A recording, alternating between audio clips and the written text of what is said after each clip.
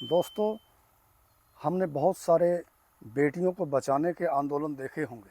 बड़ी स्वयंसेवी संस्थाएं भी बेटियों के पक्ष में बड़ा बयान देती हैं। प्रधानमंत्री जी का भी बेटी बचाओ का नारा है, लेकिन इसी बीच में बेटी को मारने का, बेटी को बचाने का नहीं, बेटी को मारने का ऐसा एक दिल दहला देने वाला वाक़या सामने आया है जिसको सुनकर हम सबकी रूह कांप उठेगी। एक बच्चा जो नवजात है, जो करीब कुछ ही घंटों की वो बच्ची पैदा होती है और उसके माँ बाप इतने निर्दयी हो जाते हैं कि कुछ घंटों की बच्ची को पैदा होने के बाद ही उसको किसी खेत के अंदर दबा देते हैं। 14 या 15 घंटे लगातार वो खेत के अंदर, मिट्टी के अंदर दबी रहती है। लेकिन ये कुदरत का करिश्मा है। वो कहते हैं ना, जाको राखे सैया मार सके ना कोई। कुछ बच्चे टहलते हुए वहाँ आते हैं, वो बच्चे की आवाज़ सुनते हैं। आवाज़ सुनकर वो गांव वालों को इकट्ठा कर लेते हैं और गांव वालों के बाद क्या कहानी होती है, वो एक झकझोर देने वाली कहानी हमारे सामने आती है।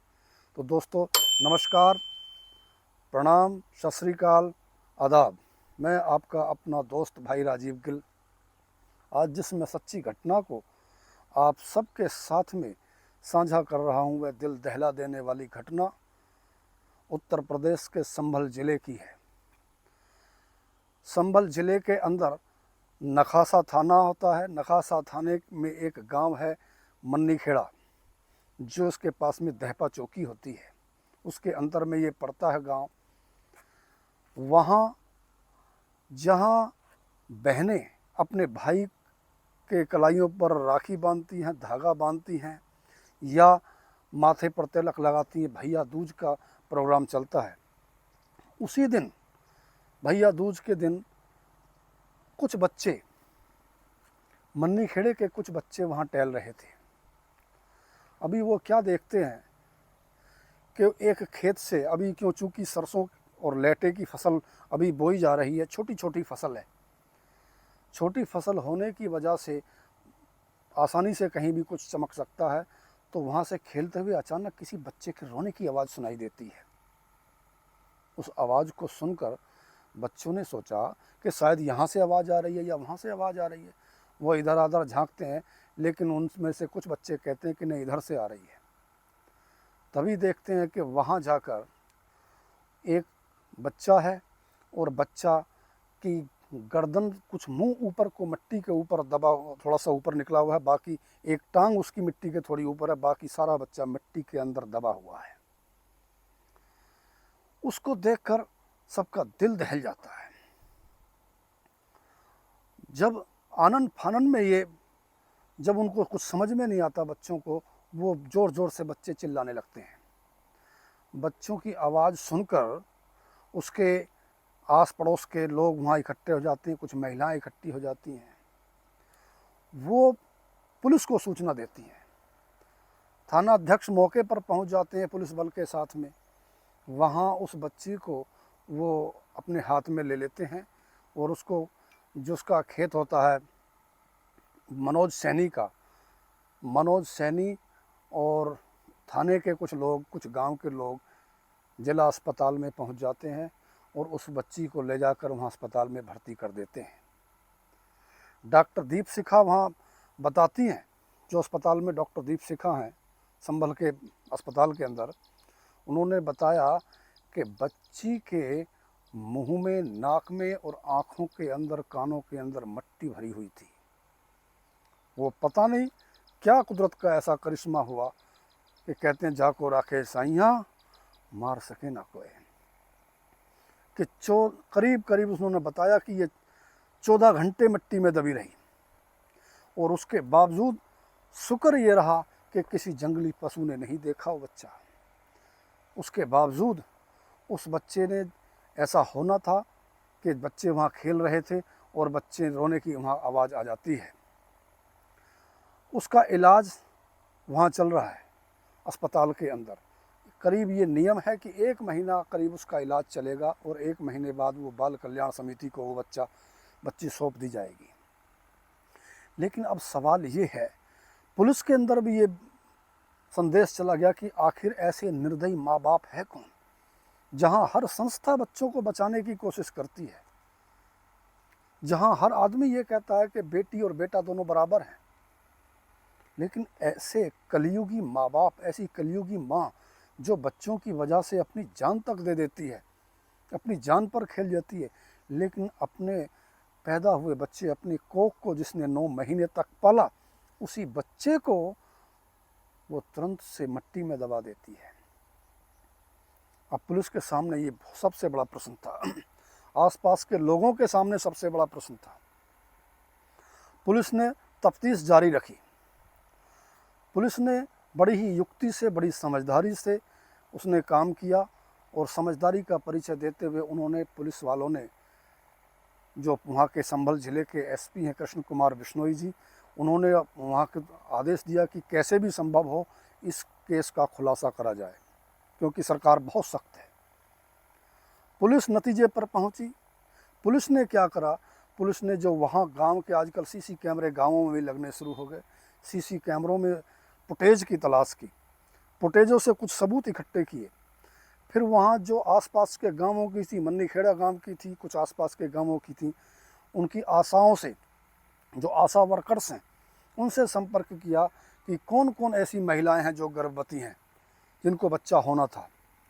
उस गर्भवती महिलाओं को उन्होंने चिन्हित किया, उनसे परिचय किया कि कौन कौन हो सकते हैं ऐसे। कुछ पड़ोसियों से, कुछ गांव वालों से ऐसा जानने की कोशिश की, किसी सूत्रों के अनुसार, किसी गोपनीय सूत्रों के हिसाब से, कि भाई कोई ऐसा सबूत मिले, कोई क्लू ऐसा मिले जिससे कि ये पता चले कि इस बच्ची के माँ बाप कौन हैं। गुप्त सूत्रों के हवाले से आशाओं वर्कर्स थे, क्योंकि कुछ तो ऐसे यहाँ जो नर्सिंग होम चलाए जा रहे हैं जो अवैध रूप से हैं, वहाँ से भी जानकारी इकट्ठी की गई। खैर, पुलिस ने ये सूचना गुप्त रखी कि किसके द्वारा सूचना मिली, लेकिन पुलिस को ये सूचना मिल गई कि ये काम किसका है। पुलिस कल ही नतीजे पर पहुंच गई इस मुद्दे पर। जो मन्नीखेड़ा की युवती है, उसका संबंध उसी मन्नीखेड़ा गांव के पास दरियापुर राजदेव गांव पड़ता है। वहाँ का एक युवक है नरेंद्र, जिसकी उम्र करीब 36 वर्ष है। दोनों 36 वर्ष की उम्र है, और उधर जो युवती है उसका परिवार और उनका काफ़ी आना जाना आपस में है। आपस में आना जाना होने के बावजूद में युवती का परिवार उस नरेंद्र के खेत में हिस्सेदारी का कार्य करते हैं, इस करके उनका काफ़ी मेल जोल, काफ़ी आना जाना हो गया। और नरेंद्र जो पहले से ही शादीशुदा है, जिसकी एक बच्ची भी है, वो कहीं से ब्याह कर लाया। बताया ये जाता है कि वो काफ़ी इंटॉक्सिकेट करता है, लेकिन उनके प्रेम संबंध दोनों के हो गए। प्रेम संबंध 3 साल पहले हुए, और प्रेम संबंधों के बीच में पिछले करीब 9 महीने पहले वो मन्नीखेड़ा की युवती वो गर्भवती हो गई, लेकिन वो शादीशुदा नहीं थी। लोक लाज की वजह से, उन्होंने बताया कि लोक लाज की वजह से जब उसका समय पूरा हुआ तो उन्होंने, उस युवक ने और उस युवती ने, नरेंद्र ने और उस युवती ने, जब उसको शनिवार की रात को दर्द उठा उस युवती को, तो वो अस्पताल ले जाने लगा। लेकिन बताते हैं कि बीच में ही उसको डिलीवरी हो गई और उसके वो बच्ची पैदा हो गई। लोक लाज के डर की वजह से कि लोग क्या कहेंगे, जब आपस में प्रेम संबंध था तब लोग क्या कहेंगे, माँ बाप क्या कहेंगे, समाज क्या कहेगा, उसकी इज्जत नहीं रखी।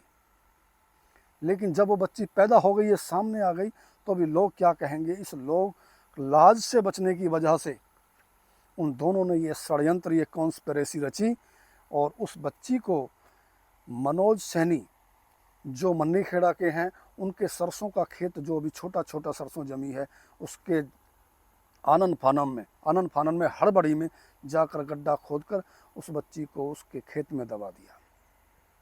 लेकिन हड़बड़ाहट थी दोनों के अंदर, उस हड़बड़ाहट की वजह से वो बच्ची को पूर्णतः दबाना भूल गए, और उस बच्ची के सिर यानी कि थोड़ा सा मुंह मिट्टी के बाहर रह गया और उसकी एक टांग मिट्टी से बाहर रह गई।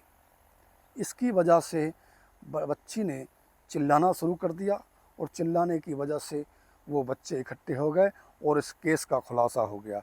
मैं धन्यवाद देता हूँ संभल के पुलिस कप्तान जो वहाँ के एसपी हैं कृष्ण कुमार बिश्नोई जी को, जिन्होंने इस ऐसी घिनौने कृत्य की, ऐसे घिनौने हत्याकांड का खुलासा किया। फिलहाल दोनों आरोपी युवक और युवती दोनों पुलिस प्रशासन ने दोनों को गिरफ्तार कर लिया और संबंधित धाराओं के तहत, हत्या के प्रयासों के धाराओं के तहत दोनों को जेल की सलाखों के पीछे भेज दिया। तो दोस्तों, इस कहानी को सुनाने का मकसद किसी की भावनाओं को ठेस पहुंचाना नहीं है, बल्कि समाज को, देश को जागरूक करना है। हम सजग रहें, जागरूक रहें, ऐसी वारदातों से सावधान रहें। फिर मैं किसी एक कहानी के साथ, सच्ची घटना के साथ मिलूँगा। तब तक के लिए नमस्कार, धन्यवाद।